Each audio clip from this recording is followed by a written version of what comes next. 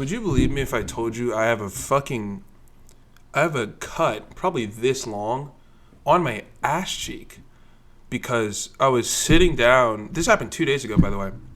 Sitting down in the shower, I was like crouching, and I stood up too fast, and my ass, the faucet, and this is awful because like it takes like 4 Band-Aids and I have to change the band.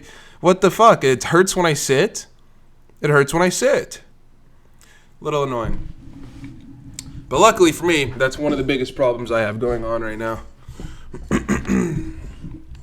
Me and 2 of my other friends are about to make a lot of money. And when we do, we'll talk about that. That'll be great. That'll be great. That'll be great. I've been super busy studying for the last, 3 weeks. And then before that, I was fucking banned. So there's been no videos. I just had a bowl. I just had a cigarette. And studying for like an hour or so. And then a bit earlier today. I don't know if I'm going to pass the test on Wednesday. We'll see. See what happens. But, yeah, it's kind of been consuming me.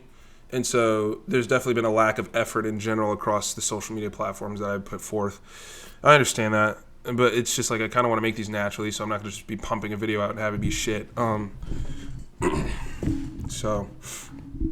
definitely want to talk about some topics in the future. But for now, see what we got.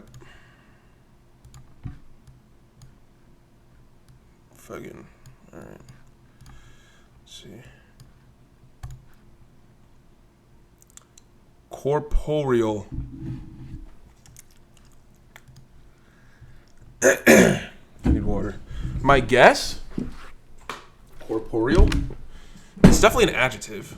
Is it? No, because this is a random word or random noun. Random word generator. I'm going to say adjective, corporeal. It sounds like something that is... it's definitely an adjective. I know that. Let's go with copying. Let's go with paste. And let's go with read. Relating to a person's body, especially as opposed to their spirit. Whoa.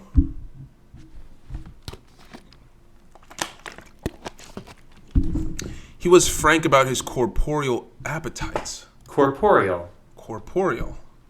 What? First of all, I knew it was an adjective. I'm a goat. Relating to a person's body, especially as opposed to their spirit. Relating to a person's body. Relating to a person's body, especially as opposed to their spirit. He was frank about his corporeal appetites.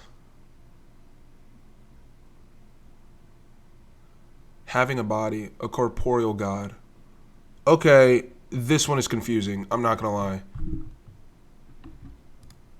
Origin, Latin, is used a lot in 2019 for some reason. What does this mean?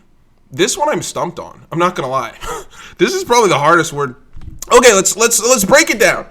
Relating to a person's body, okay, especially as opposed to their spirit. He was frank about his corporeal appetites. How does that sentence relate to the guy's body?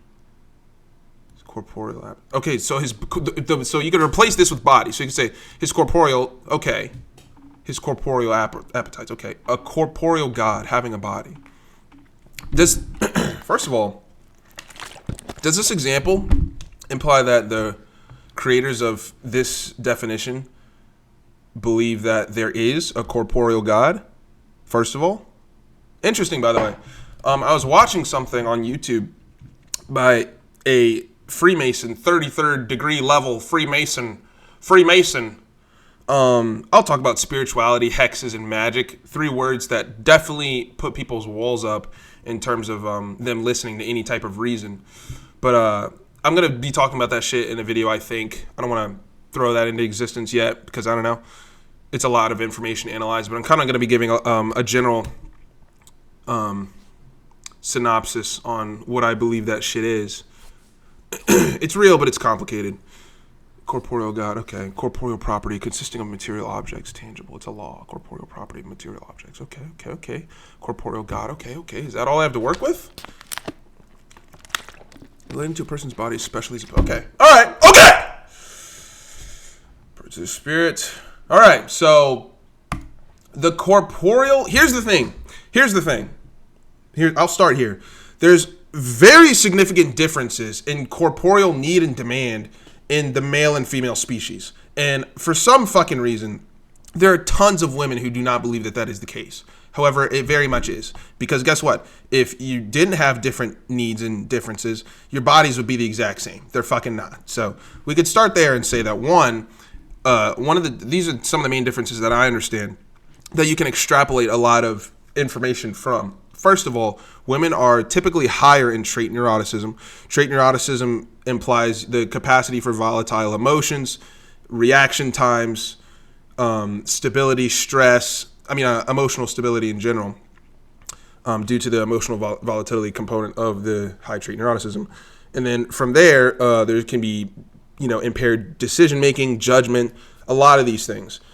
And so, since men have a tendency to have that in lower amounts, it makes sense logically that they would be the ones to make decisions if there was a choice between the two on average. So if you have a man and a woman in a room and all else being equal, in terms of all averages across their specific genders, the man should make the fucking decision. And that's really something that's difficult to argue against. Now, this implies this specific situation that I'm throwing out here.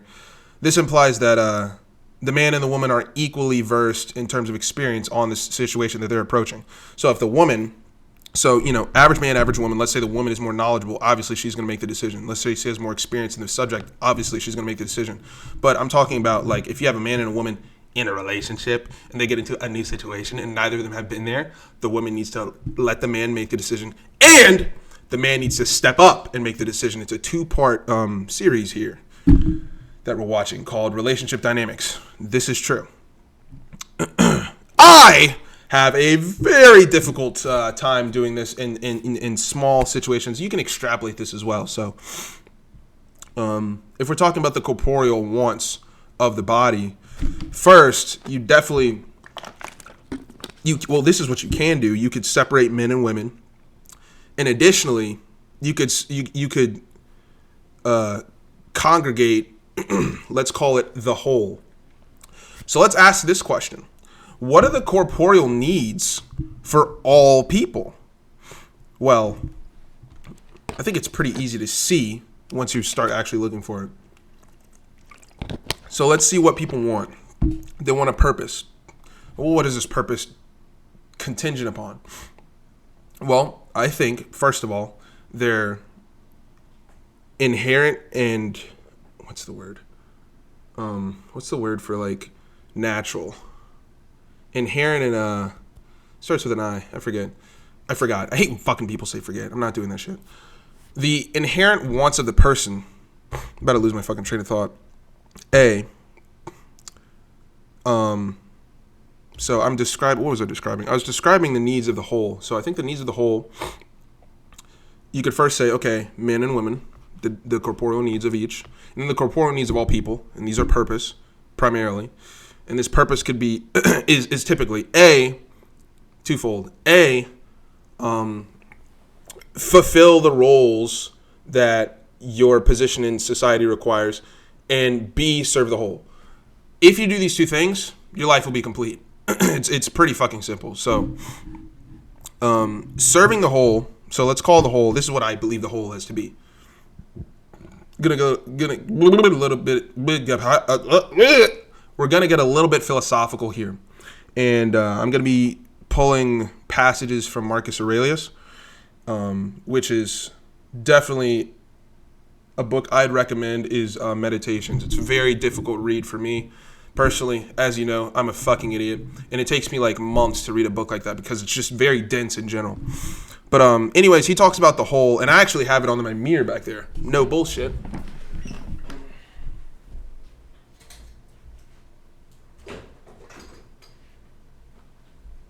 This is the setup too, since you've never seen it. The whole. I have that there to remind me of purpose. Anyways, fucking Marcus describes the whole to basically be God, basically, it's all kind of one, right? Omnipresent, omnipotent, it all kind of makes sense. And the whole is all things that are conscious. So you're supposed to serve the whole. What does that mean? It means you're supposed to serve all things that are conscious and kind of be in tune with the vibration they're in. Ew, shroomy magician language. I don't like that. Okay, let me explain these things. So vibration might be a separate video. But like to serve the whole, you have to realize what you're supposed to do. What you're supposed to do primarily is be the best version of yourself possible. So participate in personal individuation and then develop your personal sovereignty such that you can be a contributing member to society and things will improve naturally. I think that is, well, this isn't my original idea, but a guy I was talking to was saying that like the only path to utilitarianism would be personal sovereignty.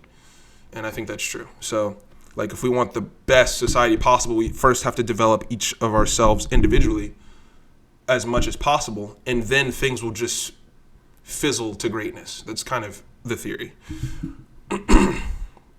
But so to serve the whole, you have to first develop yourself and understand, okay, now that I'm here, what else can I do? And then the next thing that you naturally just do is look around you. So to do that, I'd recommend observing your unconscious through introspection and reflection and meditation, things like that. If you have the time, if you don't have the time, make the fucking time. If you can't make the time, you need to adjust your life. And that's the truth. The second thing is to do a job that you're supposed to do. So, I'll talk about this. So, I was going to join the Marine Corps like 3 years ago. And I've been trying to do that for the last 3 years. And it's actually been a fucking, really, it's been a lot. I originally tried in 2021. And when I say tried, like I ran a PFT, a physical fitness test, a certain amount of pull-ups, certain amount of sit-ups, certain time on the run. It's a 3-mile run. My run was always shit. My theory is I'm a heavy dude. I'm 6'1". At the time I was like 2 something, less than I weigh now. But it was a lot of running, so I had to put in a lot of effort, get the run down, and I had. Long story short, it took a lot of tries. They changed up the sit-ups to the plank, which as a heavy dude, and again, I probably could have just lost the weight. I just don't know how skinny I could have gotten. I feel like I definitely tried my best. I know I did. Anyways, they changed it to the plank, and that fucked me up. So I had to, train the plank, and I got a good plank, maxed the plank. And then school ended. I went home. They transferred all my fucking paperwork. Worked on the plank. Run was bad. Got the run up. Got my plank up, and I actually got selected for OCS for a summer class. I was going to 249. OCS 249. Well, OCC 249. Officer candidate course or whatever. And fucking... So I have eczema. I don't know if you've noticed, but my hands are fucked up. My eyes. Whatever. Uncle Sam does not like eczema. Let me tell you that. First of all, I got booted from the Air Force ROTC in college for eczema. They sat me down. They're like, yeah, your waiver got denied, so it's just not going to work. And I was like, I gotta fuck myself, so... Anyways, it's the same thing. So this is the list of my injuries, I guess. I had a retinal detachment, so my eye was red like fucking months ago in the videos. My eye was super red because I had I had surgery in my fucking eye, dude. So this motherfucker's literally cut into my eye. I'll have to get back to the corporeal in a minute, but I was having a lot of corporeal injuries, and I was like, fuck, So they cut in my eye, do all the shit, and when that happens, you have to tell Uncle Sam. Put a bunch of paperwork in, shit like that. They need all the information about it, yada, yada. It's going fine. Boom. Before that, a couple years ago, I think a year or two ago, I dislocated my shoulder. So I was a lot smaller. I have some pictures of that, but I was a ton smaller than I am now. Dislocated my shoulder, and I needed, what's it called? Labrum repair surgery. It's a little ball and cup. Imagine a ball is your shoulder and the cup is your labrum. There was like a tear, and that is not good because, So my shit was just it happened over years of trauma. I noticed, like, when I was weightlifting, I'd have to take a week or two off because my shit would slip. It would, like, sublex. Sublexing is when the thing, if you don't know what it is, it's when this, like, slips but doesn't go all the way out. But it fucks your muscles up, so you got to take some time off. It's tight on your tendons and shit like that. And it just kept happening, and eventually, climax, it came out at, like, I was doing jiu-jitsu practice at my school. We had a club. Some dude, he took a shot at my legs, threw my arms up, totally natural. And my arm just fell out of socket. I was like, fuck. My throat is dry as fuck. Had to get that fixed. Had to tell Uncle Sam that. And also build my shoulder all the way back to where it was and better because I needed to maintain and keep the pull-ups that I needed. So I got it all the way back. I went from I couldn't move my shoulder for months. It was like 4 months. Completely unstable. I mean, completely, not sterile, but my shoulder was immobilized. I couldn't do shit. And then I had to lift it, day 1, 4 months, boom, bam, all the PT, get back, run a good PFT, eye surgery, lattice degeneration. So I went back for my 6-month appointment for the checkup for my eye surgery that I fucking got. And the lady immediately goes, oh, you also need to get your lattice degeneration fixed. And I was like, first of all, what the fuck is a lattice and why is it degenerating? And she's looking at my eye and she goes, yeah, it looks better. And there's this eye now. So I got the surgery on this eye. We're looking at this eye 6 months after this surgery. She's like, yeah, we need to do this today. And I was like, fucking sweet. So do I have to tell Uncle Sam this as well? Because it's going to push me back some time. And at the time in October, I had gotten selected to go to ship in January of this year, this January. I was shipping to OCS like the 12th of this year. And dude, might get another bottle. One sec. Bro.